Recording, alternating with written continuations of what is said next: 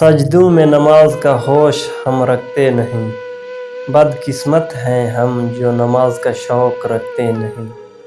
ایک سجدے کے بدلے رب ہمیں کیا کچھ نواز دیتا ہے، اور ہم ہے کہ نماز کی اہمیت کو سمجھتے نہیں۔ نماز ایک واحد حکم ہے جسے اللہ نے آسمان سے وحی کے ذریعے نہیں اتارا، بلکہ اپنے محبوب صلی اللہ علیہ وسلم کو آسمان پر بلا کر تحفے میں دیا ہے۔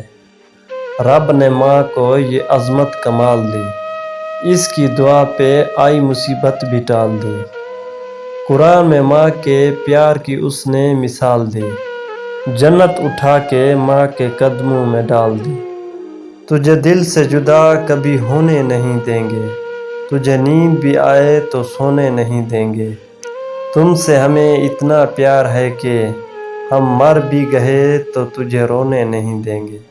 دوستی دل سے ہو تو وفا بن جاتی ہے، دوستی محبت سے ہو تو پیار بن جاتی ہے، دوستی انجام ہو تو پہچان بن جاتی ہے، دوستی اچھے انسان سے ہو تو زندگی بن جاتی ہے۔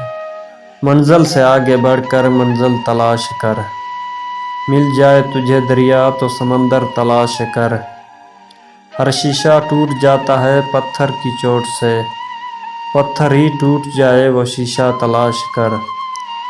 سجدوں سے تیرے کیا ہوا صدیاں گزر گئیں، دنیا تیری بدل دے وہ سجدہ تلاش کر۔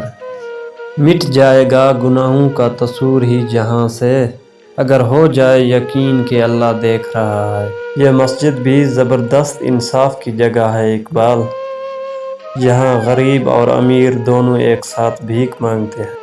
ہر جنگ میں جیت جاؤ گے بدر کی طرح، بس ایک دوست رکھو ابو بکر کی طرح۔ جس دوست کے ساتھ سکون ملتا ہے، اس کے ساتھ وقت بھی بہت کم ملتا ہے۔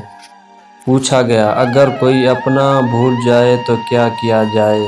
فرمایا کوئی اپنا ہو وہ کبھی بھول نہیں سکتا، اور جو بھول جائے وہ اپنا نہیں ہوتا۔